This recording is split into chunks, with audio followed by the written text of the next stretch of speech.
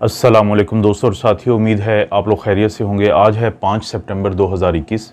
और गुज़िश्ता 24 घंटे में जो पाकिस्तान में कोरोना केसेस की वजह से अमवात की तादाद है वो है 61 यानी 61 और जो नए केसेस सामने आए हैं वो है 3747। पाकिस्तान में अगरचे पॉजिटिविटी की जो रेशो है वो 6.7% है, लेकिन अगर आप देखें तो पाकिस्तान में होने वाले जो एक्शंस हैं हुकूमत की तरफ से उनमें काफ़ी ज़्यादा पैनिक नज़र आता है। उसकी वजह ये है कि पाकिस्तान के कुछ इलाकों में जो पॉजिटिविटी की रेशो है वो बहुत ज़्यादा है, जिसमें शामिल है लाहौर और पंजाब के बहुत सारे सूबे। मिसाल के तौर पे अगर पूरे पाकिस्तान में जो अमवात हैं कोविड की वजह से जो अभी तक हुई हैं उनकी तादाद अगर 26,000 है तो 12,000 से ज़ायद सिर्फ पंजाब से ये जो अमवात हैं। इसी तरह से जो लाहौर में पॉजिटिविटी की रेशो है वो 11% है। यही वजह है कि आपको हर तरफ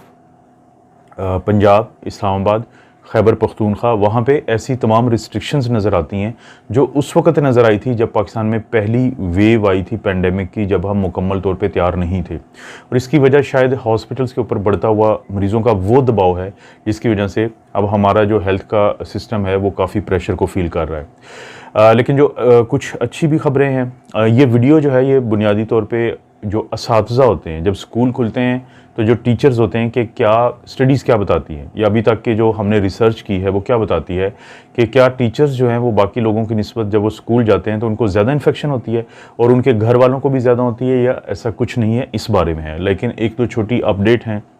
एक अपडेट ये है कि पाकिस्तान में अभी तक 6 करोड़ से ज़ायद जो हैं टोटल डोजेज़ लग चुकी हैं वैक्सीन की, जो कि एक अच्छी बात है। और NCOC national command and operation centre ने अनाउंस किया है कल कि वो तमाम लोग जो दूसरी डोज़ का वेट कर रहे हैं अब उनको हफ्ते के 7 दिन वो किसी भी वक्त जाएंगे अपने वैक्सीनेशन सेंटर पे जो भी उनके करीब तरीन है, और कोई उनको मैसेज का इंतज़ार करने की ज़रूरत नहीं है सेकंड डोज़ के लिए। और वो वहाँ जाके ये बताएं कि उनको फ़लाँ डेट को फर्स्ट डोज़ लगी थी और अगर सेकंड डोज़ का टाइम उनका आ गया तो उनको लगा दी जाएगी। और साथ ही एक और फैसला किया गया है कि जो इतवार का दिन है, जैसे आज का दिन है, इसको मखसूस कर दिया गया है सेकंड डोज़ वालों के लिए। और इसकी वजह ये बनी है कि हुकूमत ने इस चीज़ को नोट किया कि जो सेकंड डोज़ लगवाने के लिए लोग जो हैं वो वापस नहीं आते। इसकी क्या वजह हो सकती है? इसकी सबसे बड़ी वजह हुकूमत को समझ आई है कि फ़र्स्ट डोज़ की वजह से जो रश होता है तो सेकंड डोज़ वाले उस पूरे मरहले से गुजरने में काफ़ी दिक्कत महसूस करते हैं। तो हुकूमत ने इसीलिए एक बुनियादी फ़ैसला किया है कि जो इतवार हैं यानी संडेज़ हैं उस रोज़ सेकंड डोज़ वाले लोग आएंगे। और 6 सितंबर को अगरचे पूरे मुल्क में छुट्टी होती है, लेकिन हुकूमत की तरफ से अभी तक की अनाउंसमेंट है, NCOC की तरफ से अभी तक की अनाउंसमेंट है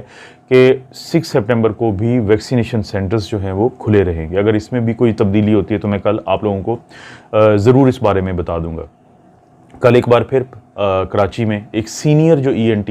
सर्जन हैं उनकी डेथ हुई है कोरोना की वजह से। इस वक्त तक सिर्फ जो सिंध है वहाँ पे 79 यानी 79 जो डॉक्टर्स हैं उनकी अमवात हो चुकी हैं कोरोना के हाथों, और पूरे मुल्क में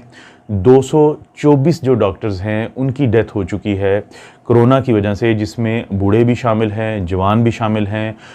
दरमियानी उम्र के लोग भी शामिल हैं, ख़वातीन डॉक्टर भी शामिल हैं, मर्द डॉक्टर भी शामिल हैं, स्टूडेंट्स भी शामिल हैं मेडिकल। क्योंकि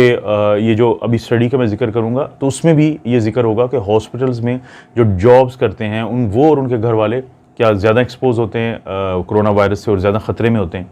तो जब मैं इस चीज़ को देखता हूँ कि 224 लोग इतने होते हैं कि अगर एक बड़े हॉल में इकट्ठे हो जाए तो वहाँ से गुजरना मुश्किल हो जाए, यानी इतने ज़्यादा लोग 1 साल 3 महीने में एक वायरस की वजह से उनकी मौत हो गई है। और उनमें से अक्सरियत या तो जवान थे या अपनी ज़िंदगी के उस हिस्से में थे एज ए डॉक्टर कि जब वो कौम को भी सर्व कर रहे होते हैं या अपना प्रोफेशनल काम कर रहे होते हैं या अपने प्रोफेशन की पीक पे होते हैं। तो यही वो वजह है कि जिसकी वजह से मैं अंकल क्यों को अक्सर जब वो मुझसे ये कहते हैं कि यार आप डॉलर्स कमाने के लिए, व्यूज़ के लिए ये वीडियोस बनाते हैं, तो मैं अंकल क्यों को सिर्फ ये समझाता हूँ कि जिसकी बरादरी के, जिसकी फ्रेटर्निटी के, जिसके शोबे के 224 अफराद एक वायरस की वजह से 1 साल 3 महीने में उनकी डेथ हो चुकी हो, तो उसके लिए ये एक पर्सनल लॉस है। मेरी फैमिली में भी लॉस हुआ है, लेकिन मेरे लिए ये फैमिली से भी ज़्यादा लॉस है कि वो मेरे बहन और भाई जो मेरे प्रोफेशन से ताल्लुक़ रखते हैं, जिनके पास ये ऑप्शन था कि बाकी लोगों की तरह घर बैठ के वो अपने आप को महफूज रखने की कोशिश कर सकते हैं, लेकिन उन्होंने कोशिश की कि वो अपने पेशेंट्स के पास रहें। तो उनकी जो जान गई है वो मेरे लिए एक पर्सनल लॉस है। और जहाँ तक अंकल क्यों आपके इस एतराज़ का सवाल का या एतराज़ का जो आप करते रहते हैं कि आप डॉलर्स बनाने के लिए, व्यूज़ के लिए ये वीडियोस बनाते हो, तो आपके लिए मैंने काम किया है कि आप फेसबुक पे जो मेरा पेज है, जो सिर्फ़ और सिर्फ पिछले 7-8 साल से मेरा वो पेज काम कर रहा है, लेकिन अब मैंने उस पर रेगुलरली मैं वीडियोज़ डालता हूँ, उस पर कोई ऐड नहीं आती, उससे मुझे कोई फ़ायदा नहीं होता, लेकिन उससे आपको फ़ायदा हो जाएगा कि आपको एक ऐसी वीडियो मिल जाएगी जिसमें आपको कोई ऐड भी नहीं होगा और आपको कोई परेशानी भी नहीं होगी कि आपसे कोई पैसे कमा रहा है। आते हैं वापस वीडियो के मेन टॉपिक की तरफ। स्टडी की गई स्कॉटलैंड में पूरा 1 साल की, तकरीबन मार्च 2020 से लेके जुलाई 19 2021 तक।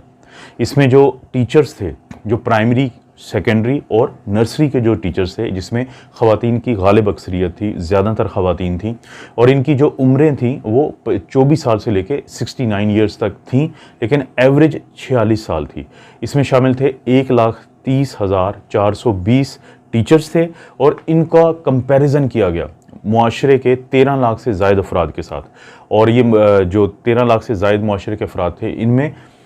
आम लोग भी शामिल थे जो उस उम्र की कैटेगरी से ताल्लुक़ रखते हैं जो इन टीचर्स की एज कैटेगरी थी। और इसमें डॉक्टर्स भी शामिल थे, यानी 2 किस्म के हेल्थ वर्कर्स शामिल थे, एक वो डॉक्टर्स और स्टाफ नर्सेज या बाकी अमला जो मरीज़ का ख्याल रखता है, कोरोना के मरीज़ का डायरेक्टली, और एक वो अमला था जो हॉस्पिटल में तो काम करता है लेकिन वो मरीज़ के साथ उनका डायरेक्ट इंटरेक्शन नहीं होता। जैसे किसी हॉस्पिटल के फाइनेंस के लोग होते हैं, HR के लोग होते हैं, या दूसरे ऐसे डिपार्टमेंट्स होते हैं जो हॉस्पिटल्स तो जाते हैं लेकिन वो पेशेंट के करीब या पेशेंट की जगह पे नहीं जाते।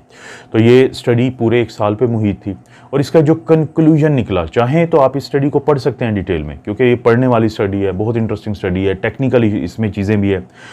इस स्टडी ने ये साबित किया कि जब स्कूल, क्योंकि स्कॉटलैंड में ये हुआ था कि 2 दफ़ा वहाँ पे स्कूल खुले हैं और 2 दफ़ा वहाँ पे बंद हुए हैं।